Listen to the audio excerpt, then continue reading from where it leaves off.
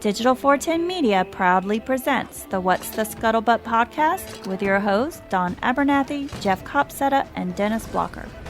Welcome, everybody, to another episode of the What's the Scuttlebutt podcast, your favorite World War II-based podcast, and we are back. Well, kind of. This is kind of a post-holiday, get the caught-up show. Sadly, Jeff just texted us not too long ago. Something came up, unavoidable. He had to go help some family.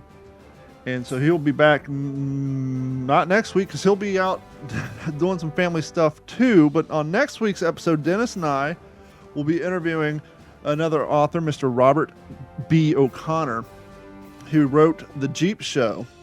And as you see, it says a novel. And this is, pun intended, kind of a nice novel idea. We here in the What's the Scuttlebutt podcast, we love biographies. We love nonfiction. We love autobiographies. Yeah. We are up to our elbows in biographies.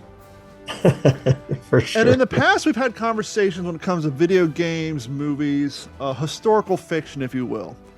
We rag on video games a lot, but we also bring up the fact that video games are great because they introduce people to, especially younger kids, to the topic of World War II, and maybe when they're flipping through YouTube. I would say 10 years ago when they're flipping through TV channels and they come across History Channel, they see a clip of D-Day, they might stop, but everybody's unsubscribed. Kids aren't flipping through channels anymore. But maybe if something comes across, the algorithm picks up and something comes across their algorithm, they might stop it if they notice a photo that looks like the video games are playing. Then you have great movies, and which I'm going to get controversial here. Please email me, mail call at WTSPWorldWar2.com. If I offend you, the Hulu remake of Catch-22 is better than the original movie. I said it. When I first saw the original movie, it was on the side of a trailer from a projector at a World War II event, and I'm watching this movie, I'm like, everybody, whoever made this movie, they're all on coke. I mean, it was made in the 70s. I felt like it was a World War II equivalent of Pink Floyd The Wall. I'm watching this, and I'm like, this is a freaking coke. This is a drug film. And I understand it's based off of a novel, a fiction novel, but I find that the Hulu remake is more coherent, more cogent, and yeah, I found it the same, and less low budget. And I know that's hard to understand when in the original movie they actually had real airplanes, but when it came to like the gory effects, like when the swimmer gets his head cut off by the guy flying the plane over him, it looks so cheesy and so dumb. You know, you had the foam head flying off and squirt. They like completely redid that scene. The miniseries is better, but the reason I bring it up is the miniseries and Catch-22 is a bit of, it's still out there. It's completely super fiction, but I'm just bringing this up as leading into this book.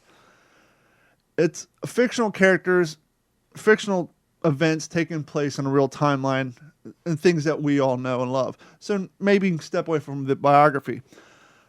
From what I understand, when the author was writing this book, actually what led him to write this book is he was doing research on a real life person who participated in these type of quote unquote Jeep shows, which the concept behind this is instead of, you can't send a big full scale USO show to the front lines. You know, Bob Hope's going to go to the rear with the gear.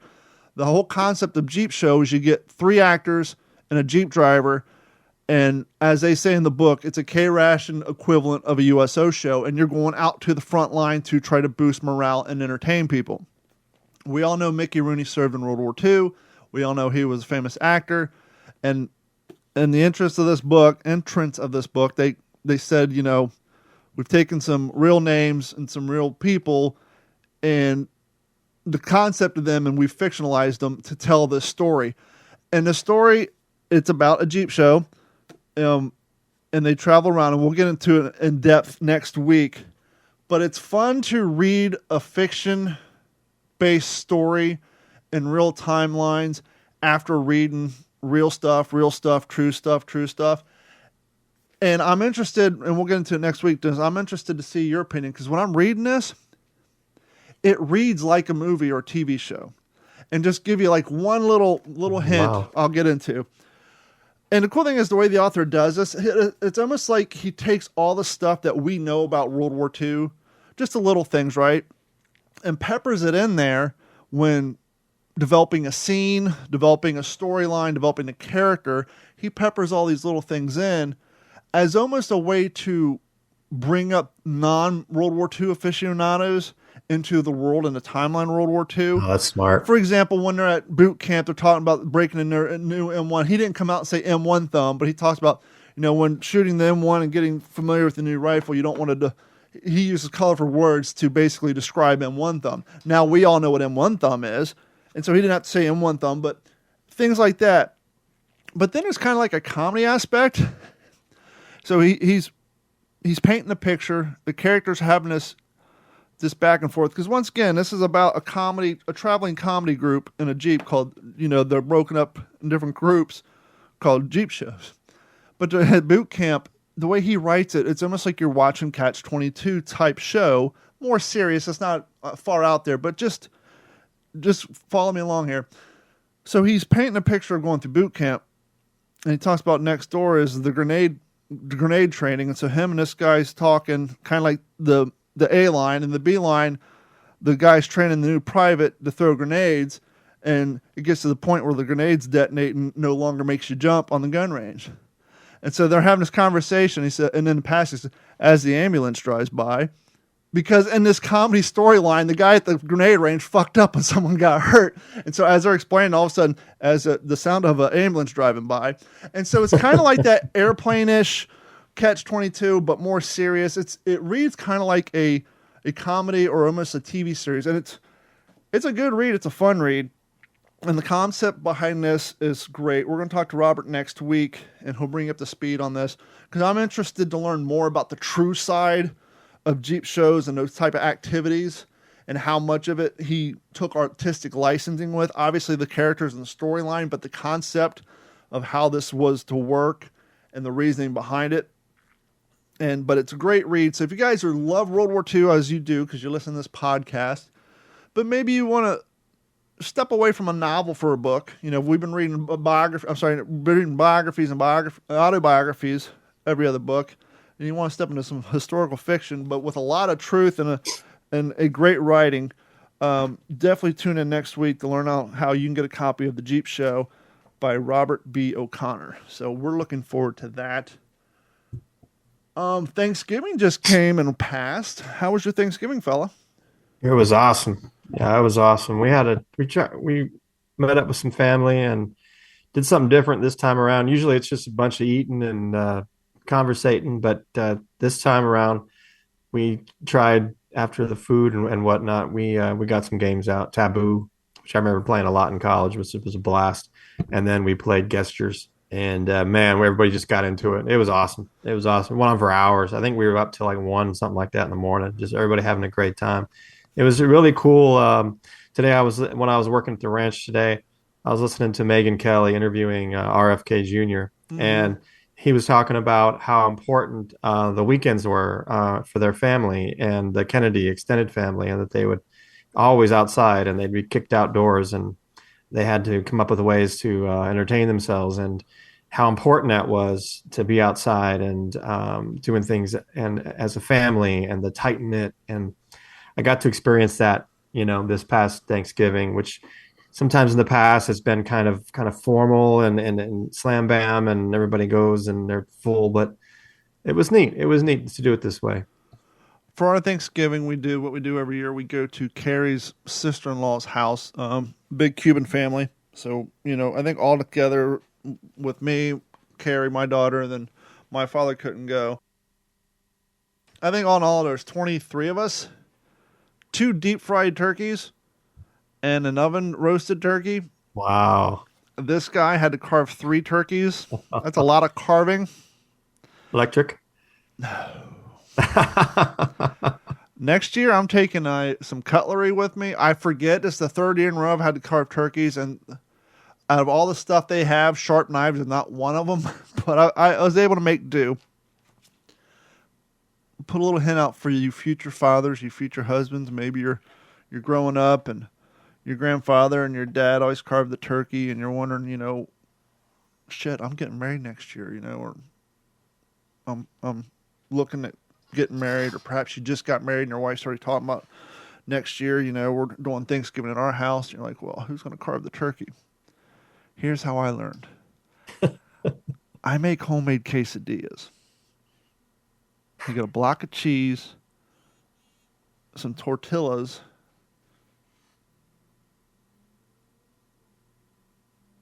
Okay, Jeff's coming on. So, hold on.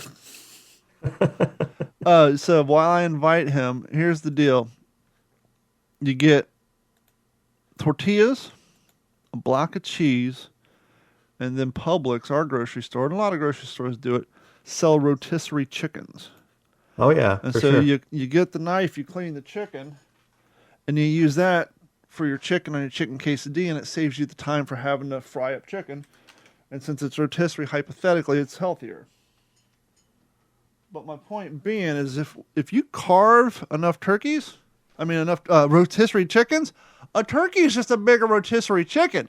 So For it's sure. like going from working on a miniature model to working on a bigger model.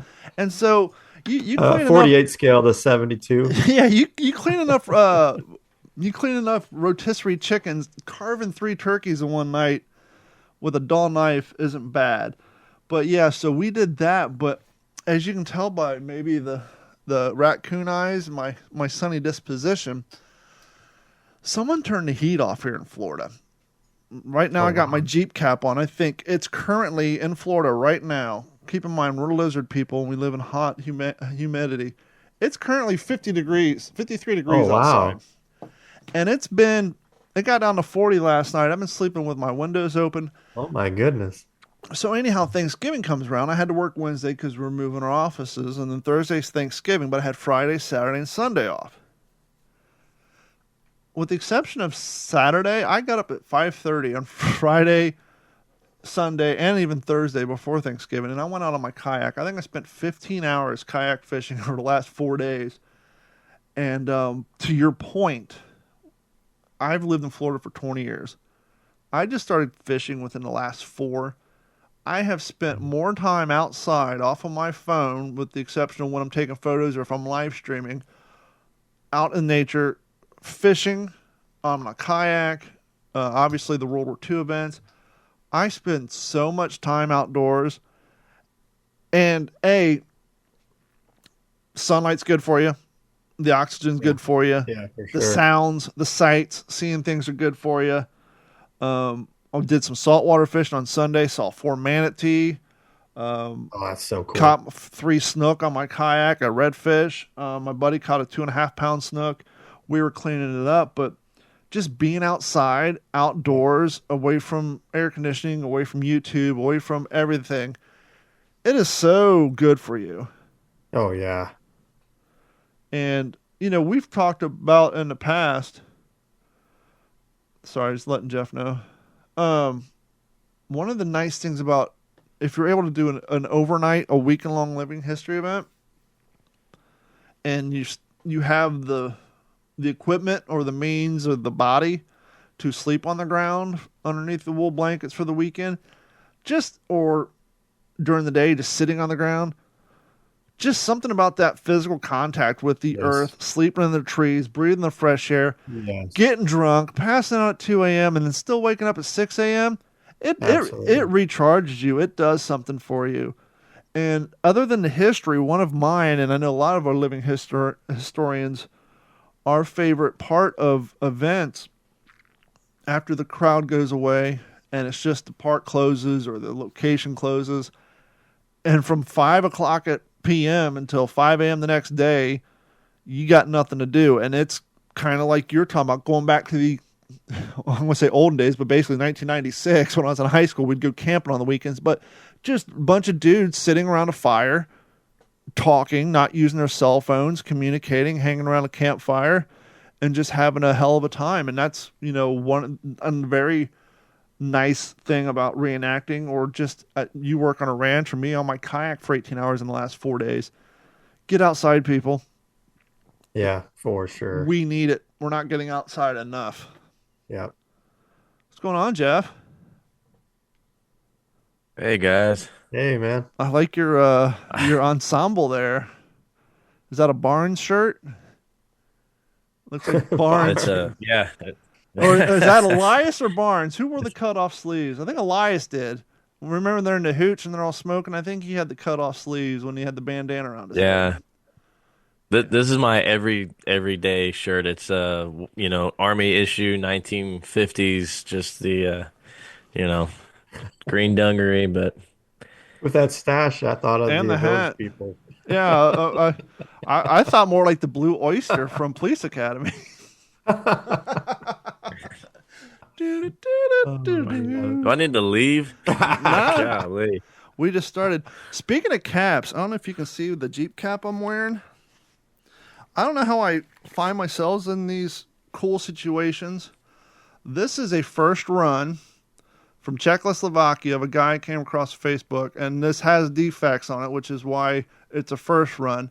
But he's trying to make a more authentic Jeep cap. For example, here's the one we all know and love. Looks like a modern day sock hat, kind of fat, kind of poofy. This is one I got from one of the, obviously not World War II impressions right at the front, but somewhere else. And this is the one he's making. And he noticed when he got it that the color's a little off, but he's using a little bit different knit. So it doesn't look so much like a 1980s sock hat. You know what I mean? You can see the difference in puffiness. And so Oh yeah. he's fine tuning them. He's going to use a little bit thicker knit, but he's trying to actually make a more authentic Jeep cap. And so since these are a little bit defective first runs, I picked one up just for the hell of it. But biggest difference I notice, it doesn't have the itch that these have. These kind of give you that sock hat itch on the scalp. This one doesn't. Plus, being in Florida, it's thinner. On those mornings where it's super chilly out, like it's 53 now, and maybe you wear it a little long, it doesn't get so hot. So, yeah, I'm interested to see how run number 3 looks. I mean, this is run 1, and the color's a little bit off. When you're reproducing or coming up with a new design and you're a new company, you got to find new vendors and all that stuff. So he's going through that section right now and trying to sort this out so that That's cool though. maybe we can have a more authentic, less expensive, I think including the international shipping from Czechoslovakia is probably paid the same as I did for the well-established one that's out there. But yeah, so it's nice and cold here. And Jeff, before you came in, we were just discussing our Thanksgiving Day fairs and what we did. How was you and your family over Thanksgiving? Well, it's hard to complain. It was not a normal Thanksgiving for us, just barring the issues that my dad's had, but um, it was nice. I was back in the classroom today. It was a professional development day, no students. Um, but good time to plan, and it just reminded me how quickly the time goes, man, and especially Yeah. when you're a teacher, when everything's kind of blocked. Like we kind of operate in like 3 week planning periods, right? Every 3 weeks, it's a progress report or a report card, and my gosh, there's 3 weeks left, and we're done for So Christmas. you do And 6 week semesters? yeah, 6 week marking periods there. So it goes so fast, and for me, it doesn't seem that long ago that we said goodbye to Logan Yeah. when he went off to Army basic training, and Yeah. Sure. um, but he graduates. Well, I talked to him, over the break a little bit, and we talked to him on Thanksgiving, which was really nice. Wasn't expecting that. We typically he'd have about 30 minutes or so on a Sunday if he got a pass.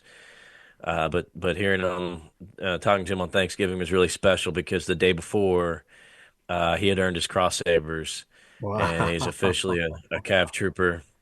And Man.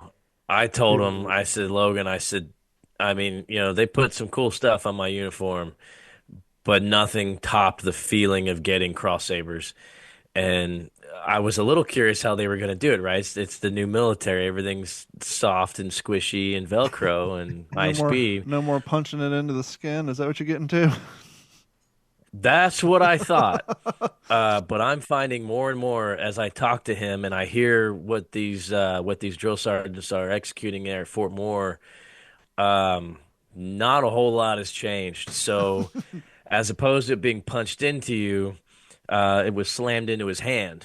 So it's still the collar brass with the pin back without the damage on it. It goes into the palm of his hand, and the Ugh. drill sergeants come by and shake your hand and squeeze it in. So it's just kind of sitting flush in his palm. And but what really made me feel good was he said, Dad, he said the senior drill came up to me and he said he didn't shake anybody else's hand. Everybody out there in Bandit Troop, and he said he came up to him and he said he put his brown round right there in the bridge of Logan's nose, pulled him in, squeezing those sabers in one last time, and he said, "You are one of the few that deserves these sabers. So go on and do big things." Whoa. And that was really, yeah, to really hear that. I mean, there Wow. guys got recycled. That's still a thing. But I get it. It's today's military. It's a citizen army, and you still got to keep those numbers up. Push them off to a scout platoon. Let the cadre there, drill them and get them trained up. Drill sergeant's job today is not to select that 10%. It's more looking like you want to graduate the 90%. So it's fine. But Logan earned everything that the Army gave him, and he's going to continue to do good things. We found out he will be at Fort Riley, Kansas, which is a really really cool pre-Civil War post, and he's going to Quarter Cav, First Battalion, Fourth Cav Regiment, First Infantry Division, Big Red One. So lots Wow. of really cool World War II ties there. I mean, even Yeah. World War One and Vietnam. So he's pumped, and he may be cycling to Korea possibly as early as February for his first deployment Wow. rotation. So he's gonna hit the ground running, and it's really something special to see for sure. Congratulations to you. You gotta be super proud. But yeah, yeah, we're gonna be happy to get him back next week. So I'll be out of pocket. But yeah, good stuff going on. Dude, Hell man, I'm yeah. so proud. Yeah. Dude. Now, doing this completely blind, not getting any details, no names or nothing. Uh, Dennis, I know you were working on something that could turn out to be very cool. A few weeks ago, you had a meeting with someone. How did that kind of go? Good? Yeah. In the middle? Still working? Yeah. It went very, very well. Cool. What is up, everybody? On behalf of everyone here at Digital 410 Media, I just want to say happy Thanksgiving. And we're doing it again. We're doing a back-to-back Patreon giveaway. So if you have yet to decide to sign up for Patreon, please head over to patreon.com/D410. Sign up for the December member prize giveaway. This month, we're thrilled to feature the beautiful exclusive print from Military Aerospace Art, showcasing the incredible bravery of First Lieutenant Huey Lamb Jr. The stunning piece captures a historic mission on March 19th, 1945, with Lieutenant Lamb piloting his P-51 Mustang, the Etta Jean II, intercepting and destroying a low-flying Ardo 234 jet. Don't miss your chance to own this slice of World War II aviation history that is autographed by Huey Lamb Jr. Thank you guys so much for your continued support through 2024. We're looking forward to 2025. Happy Thanksgiving, and we love you all. Yeah, I went met somebody um, in regards to one of the books I've been working on, and when I went to drive up there to meet him, I stopped at a cemetery on the way, something I'll do from time to time, and just plugged in my earbuds and put on my grandpa's favorite World War II song, Stardust. And this particular version was Tommy Dorsey's band. And I just it was a big deal, which I'll be able to talk about more freely in the future. But walking among the tombstones there and just listening to the voices and trying to get some inspiration and collecting my thoughts. And then I walked in and knocked it out of the park. Beautiful. And yeah, it was really, really awesome. And Speaking of your book, because the holidays are upon us and people are probably maybe trying to think of what they should get somebody for Christmas, and maybe they have a like-minded person in their lives, and we know they can get your current book, the one that just came out, via the link on our website, WTSPWorldWar2.com. But I think we mentioned in the past, if someone's interested in perhaps communicating you directly to maybe get an autographed version, which obviously they can't do on Amazon. How can people reach you to acquire? Should I just have them email at info at Yeah, I'm on WTSP? Facebook. Folks can friend request me on Facebook, Dennis Blocker, and also you can email me at Blocker Books, and the last letter for is a Z, Blocker Books at gmail.com. And promote your book a And little bit? yeah, and then we'll liaison through that. Um, yeah, I would, gladly do that. I was thinking about what would what what would folks want to learn, or why would people want to try a new book, a new author? And it's like, well, that's the whole point. Let's see, give me a chance, try me out for this bonsai cliff, Desperation's Edge, the first of my short story series.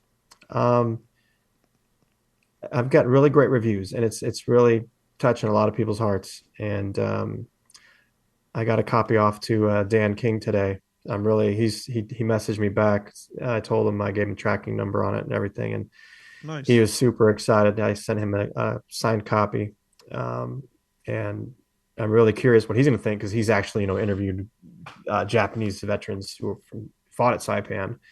And anyway, yeah, I have also my website. You can go to blockerbooks.com, and that in that case it's BLOCKERBOOKS.com. Now, Jeff, I don't know if you have it handy, and we've been threatening to take people down to Jeff Copsetta's model corner. I don't know if maybe tonight's a little bit of a good night to kind of dip our toe into that corner. Do you have that tank that you made by? Is your camera frozen? Or you? Oh, there you are. Do you have that tank handy? So Jeff has been tripling down on his modeling work, and he's gone past the point of just following the directions and gluing them together and slapping on the labels. He's now like doing the weathering and the battle scars and Yeah. the detailed painting. And we'll include photos on their website for this episode for those of you who, because, well, we So need the good. photos. Give us a breakdown on what that is, and the whole process. You have a true passion for putting together models. Yeah, I do. It goes back several generations. I actually have an aircraft on my roll top desk there that my grandfather built, balsa and doped linen. So before the days of plastic kits, and he had several, I remember in his house, and it was very different than to put together a balsa wood, model airplane, and he would blueprint his own. They didn't make just every airplane imaginable, right? So he had a lot of books that would have diagrams of certain Great War biplanes and triplanes, and they would have drawings to scale, and then he would create his drawings from there to build the model. And then that, of course, carried on to my dad, and he did more model railroading, I think, than he built some airplanes as a kid, but that's just something I never really grew out of. When I first got my first model, I was kind of hooked, and I was kind of inherently good at it. I guess maybe it just runs in the genes. I don't know, but it's definitely something that takes talent, right? And it can be learned, of course, but I just kind of had this inherent talent, I guess. So from an early age, I was building, pretty decent models, and I, uh, I'm pretty unorthodox. When you look at the scale modeling world today, it's my gosh, it's almost no fair, right? With 3D printing and Yeah, for sure. LEDs and fiber optics and all this stuff. I mean, I look at my stuff and go, wow, that's pretty amateur with what some of these guys do today. I build mine straight out of the box for the most part. I mean, yeah, I custom make different things here and there if it calls for it. I get some photo etched brass seat belts, but other than that, it's my talent. And for people who do model, I don't airbrush, and I think that's another thing that how could you do a model without airbrushing in today's world? And I'm pretty, you know, economy minded, and I like to use the some of the common things you got around the house, you know, to create different ways to weather, and I've just kind of found my little niche. So Yeah, because when you um, sent me photos of that tank, and what model Sherman is that? Is that the A1 or is that like the it's an A1. A1? Yeah, it's an A1. I used to know how to So tell via the vertical suspensions or the horizontal. I know they changed the suspension between certain models, but it's been so long since I've delved into tank stuff that I can remember which ones were what. yeah, they were commonly referred to as the Easy Eights, the E8 late war with the horizontal suspension. You see that in Fury, um, but very late war there. But yeah, I don't know. I wanted to do something that had to do with the Battle of the Bulge, and after Dennis and I got to hang out with Helen Patton for a night, it kind of re-energized, you know, my interest in the Bulge. And I don't do a lot of armor, you know. I do a lot of more aircraft than anything else. So this is only the second Sherman I've done. Um, yeah, I wanted to do kind of the whiteout, you know, December, January 44 paint scheme, and I just picked one that there's some pictures that exist. This one was called Ferocious and Ferocious 3, and you know, like it still exists today. If you're in F company, you're going to name your tank with a word that begins with an F, or if it's C company, they're all going to begin with a C. So this one's from F Company of the I believe it's the 30 yeah 33rd Regiment, 3rd AD, 3rd Armored Division. So yeah, just a little tribute. And I ordered the crew is separate. You know that doesn't come with the model, and Upgrade. I totally like experimented with how to do the mud, and I think it came out really well. It's a It's work. three-dimensional type spray paint.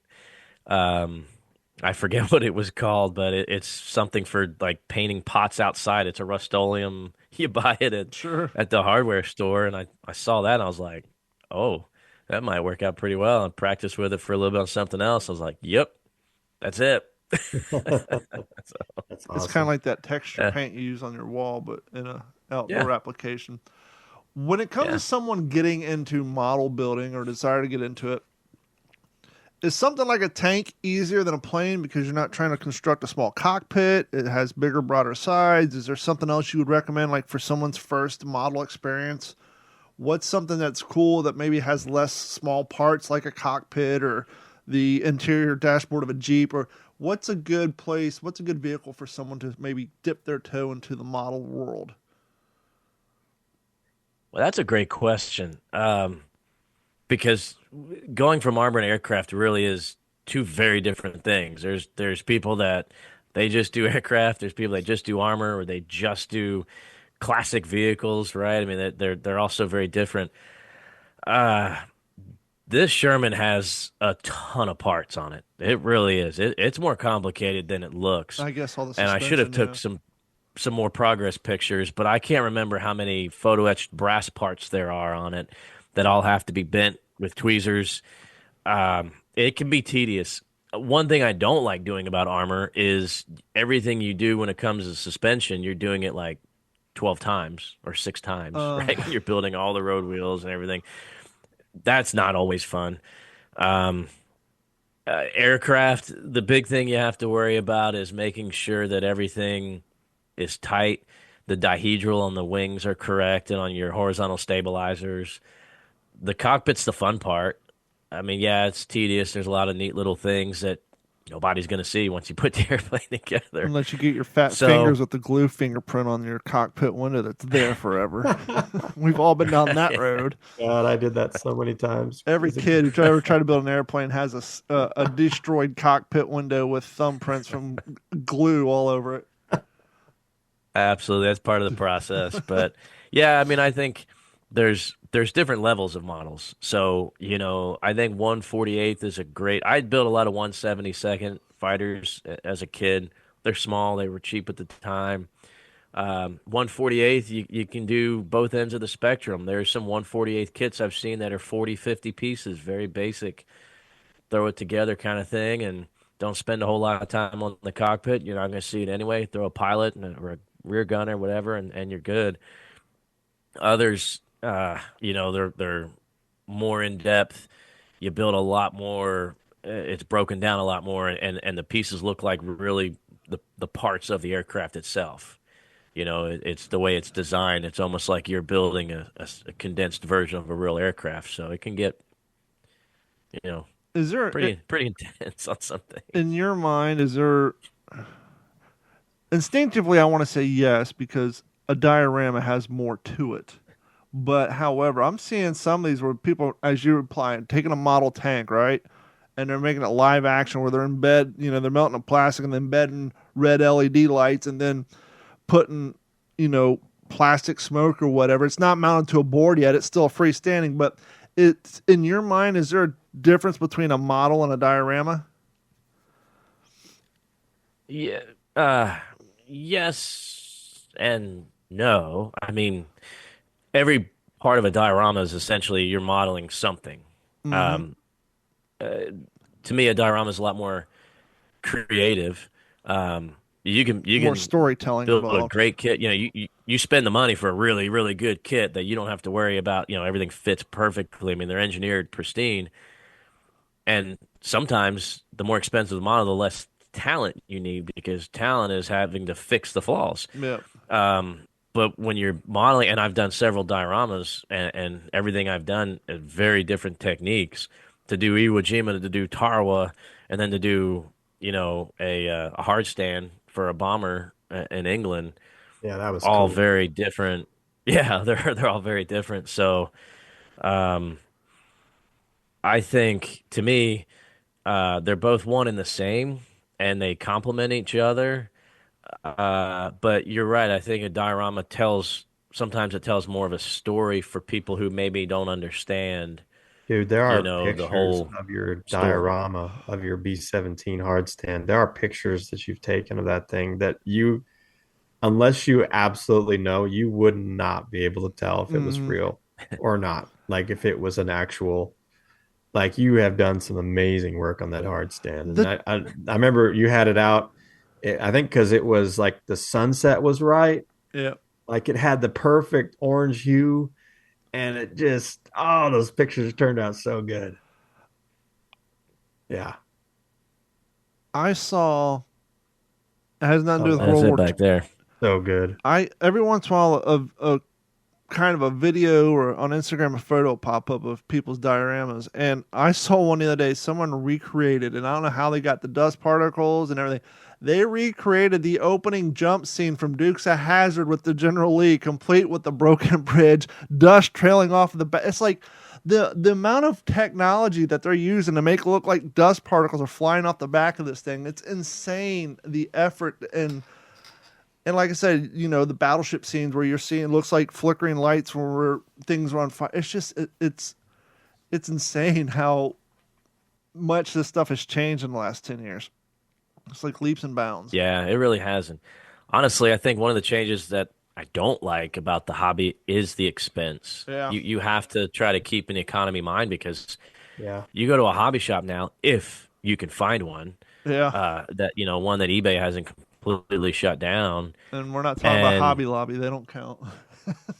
no, an actual true hobby shop where the guys that work there, they can tell you, they know the paint codes that, you can buy a Yeah. kit and they'll walk over and say, okay, you're going to need this, and this, because they know the colors. And I'll never, we had a great one here and I wanted to do an early war Corsair. And I remember having the conversation with a guy that worked there that said, okay, you got to be careful when the transition was when the inside of the landing gear doors went from a salmon color primer to the flat white.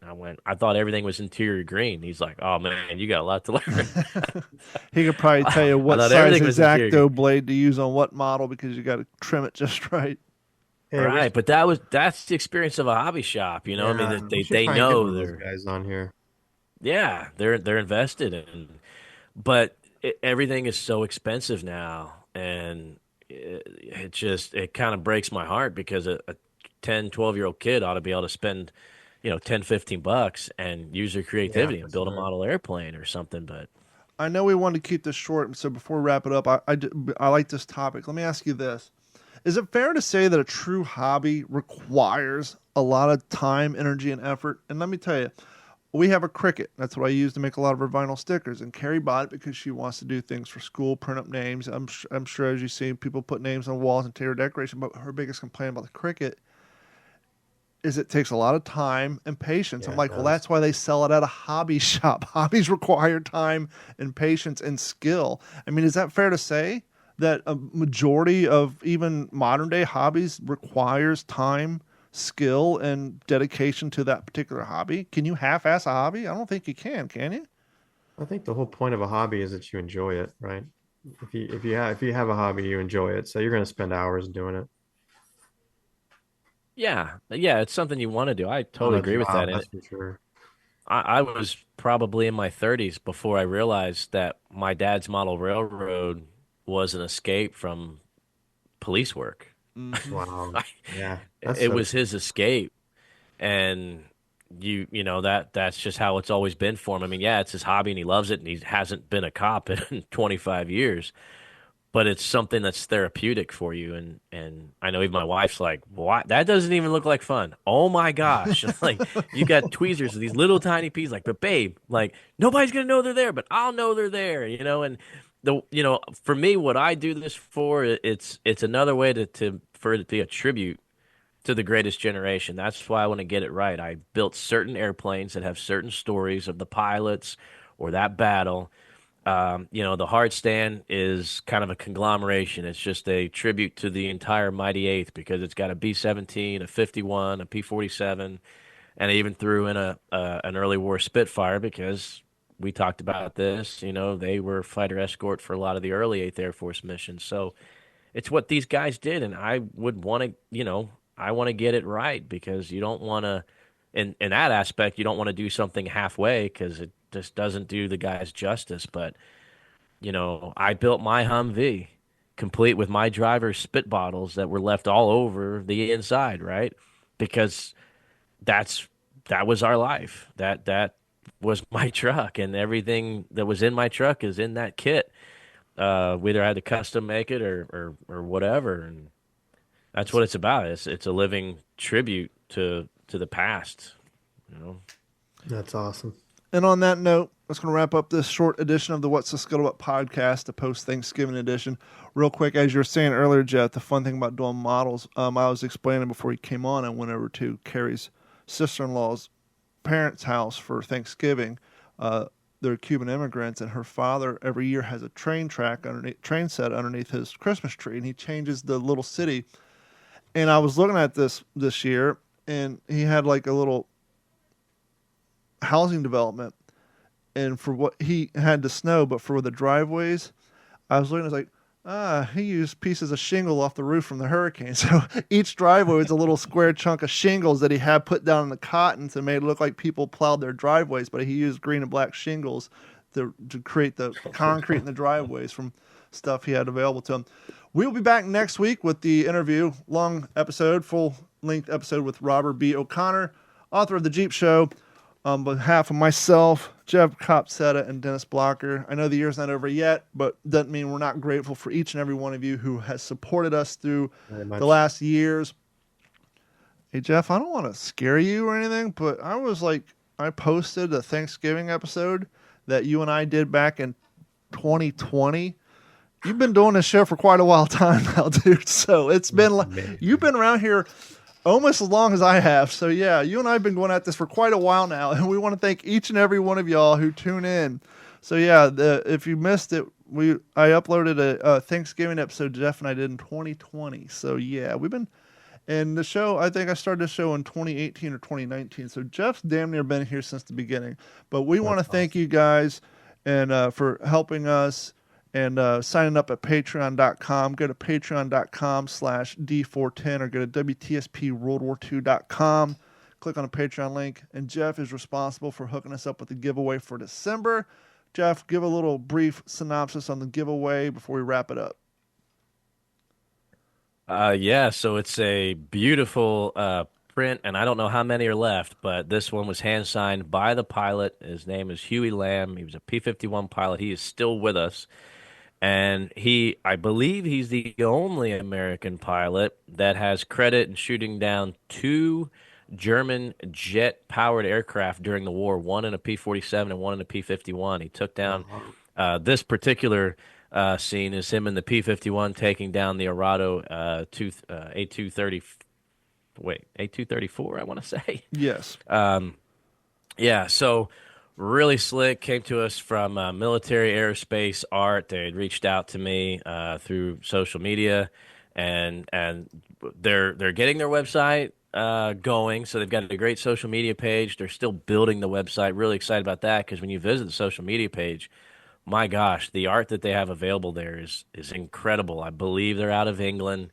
But so they're very generous to give us an extra Huey Lamb signed print of him in his P-51 taking down the German Arado towards the end of the war. So really, really cool.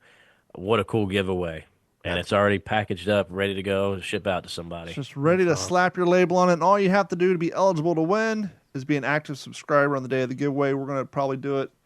Maybe it's probably going to be you're going to get in your possession Christmas adjacent because we want to give many people time to sign up as they can. But head over to WTSPWorldWar2.com, click on the Patreon link, or if you're already on Patreon, just search for D410 Media. And here's Jeff's example. Jeff has one in his library. It's a beautiful, beautiful piece of work, and it'll look great on your wall.